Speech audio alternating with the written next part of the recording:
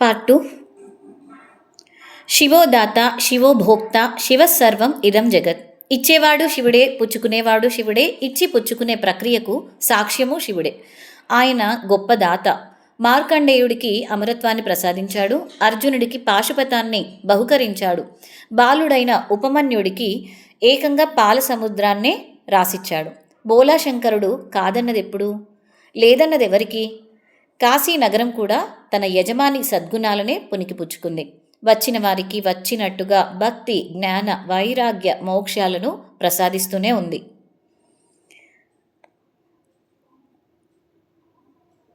ఆదిశంకరులైతే వారణాసిలో కాలు పెట్టగానే తండ్రి ఒడికి చేరిన బిడ్డల తబ్బిబ్బైపోయారు. ఆశువుగా కాశీ పంచకం అల్లేశారు. గంగా స్నానానికి వెళ్తున్నప్పుడు ఓ వృద్ధుడు వ్యాకరణ సూత్రాలతో కుస్తీ పడుతున్న తీరుకు జాలిపడి భజగోవింద స్తోత్రం రూపంలో కర్తవ్యాన్ని బోధించారు. మణికర్ణిక మార్గంలో తారసపడిన చండాలుడు తప్పుకోమన్నది నన్నా, నా ఆత్మన అని ప్రశ్నించినప్పుడు శంకరులకు పరిపూర్ణమైన అద్వైత స్థితి అనుభవంలోకి వచ్చింది. ఇలా అనేక సందర్భాల్లో దక్షిణామూర్తి ప్రతినిధిగా సాధకులకు కర్తవ్య దీక్షను ఉపదేశించింది కాశీ.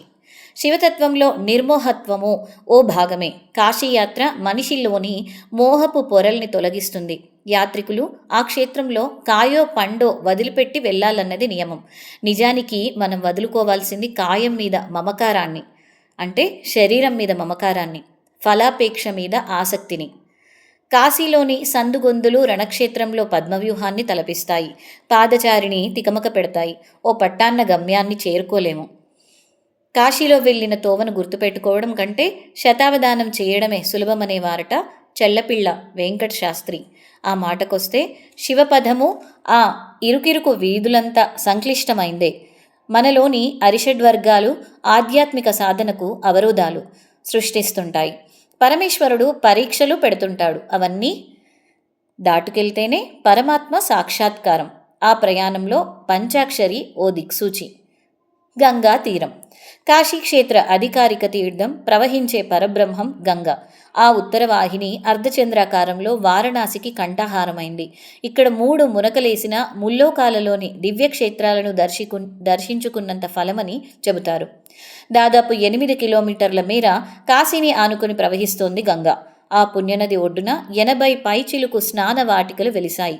ఒక్కో ఘట్టానిది ఓ పురాణ నేపథ్యం. మణికర్ణికా ఘాట్ గంగానది కంటే ముందే పుట్టిందని ఐతిహ్యం. మహావిష్ణువు తన సుదర్శన చక్రంతో ఓ చెలిమను తవ్వుతుండగా స్వామి చెవిపోగు అందులో పడిపోయింది. అందుకే ఆ పేరు వచ్చిందని చెబుతారు. చంచల స్వభావి అయిన శివుడిని ఎలాగైనా కాశీలోనే కట్టిపడేయాలనే ఉద్దేశంతో పార్వతీదేవి తన కర్ణకుండలాన్ని ఇక్కడ దాచిపెట్టి ఏమీ ఎరగనట్టు వెతికి తీసుకురమ్మని వేడుకుందట. మహామాయ ప్రభావంతో ఆ ఆభరణం ఇప్పటికీ శివుని కంట పడలేదనుకుంటా.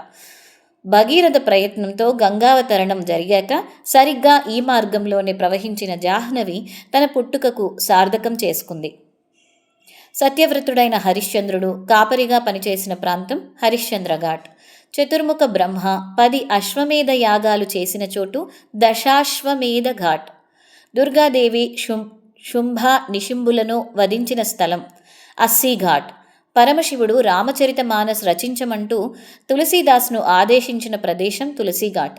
దశాశ్వమేధ ఘాట్లో సురగంగకు హారతులెత్తే కమనీయ దృశ్యాన్ని తిలకించి పులకించేందుకు సకల దేవతలు తరలివస్తారని క్షేత్రపురాణం. మహాశ్మశానం. కాశీలో మరణం ఓ యోగం, భోగం, భవరోగ విముక్తి మార్గం. అవసాన దశకు చేరుకున్న ప్రాణుల సమక్షంలో శివగణమంతా వాలిపోతుంది. ఆ జీవి ఉక్కపోతకు గురి కాకుండా అమ్మవారు తన చీర కొంగును విసనకర్రలా వీస్తుంటారు. దుండి గణపతి తన తొండంతో గంగాజలాన్ని చిలకరిస్తూ మనసుకు హాయినిస్తాడు. భృంగి స్వహస్తాలతో నుదుట విభూతి దిద్ది మరణభీతిని పోగొడతాడు. కాలభైరవుడు భైరవ దండన శిక్షను రద్దు చేస్తున్నట్టు ప్రకటిస్తాడు. విశ్వనాథుడు తారకేశ్వరుడి హోదాలో కుడి చెవిలో తారక మంత్రాన్ని ఉపదేశిస్తాడు. అందుకే కాశీలో పరమపదించడం అంటే నేరుగా పరమపదాన్ని చేరుకోవడమే అంటారు. ఆ భరోసా వల్లే కావచ్చు కాశీవాసులకు మృత్యుభయం ఉండదు. అక్కడ శవదర్శనం కూడా శివదర్శనం అంత మంగళకరమే. అంతిమ యాత్రలు ఎదురుపడినప్పుడు కాశీ విశ్వనాథాయ నమః అంటూ చేతులు జోడిస్తారు. స్థానిక దహన వాటికల్లోని బూడిదతో విశ్వేశ్వరుడికి భస్మాభిషేకం జరుగుతుంది. కాశీలో దుఃఖానికి చోటే లేదు. అందుకే వారణాసిని ఆనందవనం, ఆనందపురి అని పిలుస్తారు. సృష్టి అంతంలో బ్రహ్మాండాలన్నీ ఇక్కడే లీనమైపోతాయి. కాబట్టే మహాశ్మశానం అనే పేరు వచ్చింది.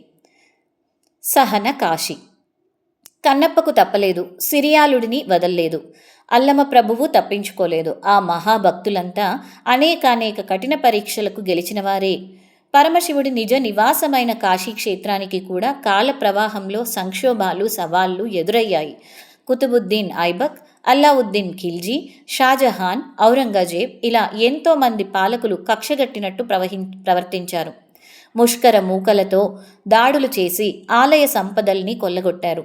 భారీ నిర్మాణాలను ధ్వంసం చేశారు. అయినా కాశీ బెదరలేదు. ఆ శిథిలాల మధ్యలోంచే సరికొత్తగా అవతరించింది. మహారాణి అహల్యాబాయ్ విశ్వేశ్వరుణ్ణి పునఃప్రతిష్ఠించి పూజాధికాలు పునరుద్ధరించారు. కాశీ ఎప్పుడూ గతాన్ని మనసులో పెట్టుకోలేదు. మనుషుల్ని వేరు చేసి చూడలేదు. బోలాశంకరుడిలానే అందరినీ ఆదరిస్తూ ఉంది. ఓ సందర్భంలో తెలుగువారైన జగన్నాథ పండితరాయలు పరమత వనితను వివాహం చేసుకోవడంతో కాశీ పండితులు ఆయన్ని దర్శనానికి అనుమతించలేదు. దీంతో ఆ శివభక్తుడు మణికర్ణికా ఘట్టం దగ్గర నిలబడి గంగా లహరిని ఆశువుగా చెప్పాడు. 52 స్తోత్రాలు పూర్తయ్యేసరికి గంగ ఉప్పొంగి కింది నుంచి 52వ మెట్టు వరకు వచ్చేసింది. గంగమ్మ మెచ్చాక జంగమదేవుడు కాదనగలడా? పూర్ణ కుంభంతో స్వాగతించారు పూజారులు. భస్మాసుర రావణాసురులకే మోక్షాన్ని ప్రసాదించిన దొడ్డ మనసు ఆయనది. సామాన్య మానవులను మాత్రం క్షమించి వదిలేయకుండా ఉంటాడా? కరుణ కటాక్షాలు. కాశీ వేదాలంతా ప్రాచీనం, అపౌరుషేయాల్లో ఈ నగర ప్రస్తావనలు ఉన్నాయి. రామాయణ భారతాలైతే సరే సరి. వనవాస సమయంలో సీతారాములు ఇక్కడ శివలింగాన్ని ప్రతిష్ఠించారు. పాండవులు శివదర్శనం చేసుకున్నారు. సాందీపని మహర్షి సమీక్షంలో కృష్ణుడు విద్యలు అభ్యసించింది ఇక్కడే. గజాసుర సంహారం కాశీనగరంలోనే జరిగిందని అంటారు. ఈ అవిముక్త క్షేత్రంలో ప్రాణం విడిచిన కారణంగా నీ శరీరం శిలాకృతిని ధరిస్తుంది. కృత్తివాసేశ్వర లింగమై పూజలు అందుకుంటుంది అని అంతిమ గడియల్లో ఉన్న ఆ రాక్షసుడికి వరమిచ్చాడట శివుడు. ఇప్పటికీ చైత్ర పౌర్ణమికి కృత్తివాసేశ్వరుడికి ఘనంగా ఉత్సవాలు జరుగుతాయి. వేదవ్యాసుడు కూడా కాశీ పౌరుడే. ఆ మహర్షిలోని సహన గుణాన్ని పరీక్షించినందుకు వరుసగా 3 రోజులు ఎక్కడా భిక్ష లభించకుండా కట్టడి చేశాడు మహాశివుడు. క్షుద్బాధ వల్ల వ్యాసుడిలో మంచి చెడుల విచక్షణ తగ్గిపోయింది. చేతిలోని భిక్షపాత్రను నేలకేసి కొట్టి కాశీని శపించబోయాడు. అంతలోనే అన్నపూర్ణమ్మ వచ్చి కడుపు నిండా భోజనం పెట్టి శాంతింపజేసింది. శివుడు మాత్రం కాశీ ద్వేషం మహా అపరాధమంటూ కృష్ణ ద్వైపాయనుడికి నగర బహిష్కరణ దండన వేశాడు. భారమైన హృదయంతో నిష్క్రమించి గంగకు ఆవలి ఒడ్డున ఆవాసం ఏర్పాటు చేసుకున్నాడు ఆ అష్టాదశ పురాణకర్త. తెలుగువాడైన త్రైలింగ స్వామికి శివానుగ్రహం లభించిన చోటు కూడా ఇదే. ఆ సిద్ధపురుషుడు తొలి 50 ఏళ్ళు ఆంధ్రదేశంలో, మిగతా 150 ఏళ్ళు కాశీలో, మొత్తం 200 సంవత్సరాలు జీవించాడని అంటారు. రామకృష్ణ పరమహంస ఆయనను సచల విశ్వనాథుడు అని కీర్తించేవారట. కాశీ శ్మశానమో శ్మశానమో కాదు, జన్మస్థలి, మహాజన్మస్థలి. ఇక్కడ 9 రోజులైనా బస చేయాలనే నియమము యాదృచ్ఛికం కాదు. నవరాత్రులు ఆ జీవి ఆధ్యాత్మిక పునర్జన్మలో 9 మాసాలతో సమానం. తిరుగు ప్రయాణం సమయానికి అతనిలోని అహాలన్నీ హరిశ్చంద్ర ఘాట్లోని శవాల్లా కాలి బూడిదైపోతాయి. గర్భాలయంలోని జ్యోతిర్లింగం గుడిలోనూ ప్రతిష్ఠితమై ఉంటుంది. భక్తి పారవశ్యంలో ఉద్వేగ జలాలు గంగలా కళ్ళలోంచి పొంగుకొస్తుంటాయి. ఇక నుంచి అతను నడయాడే కాశీనగరం.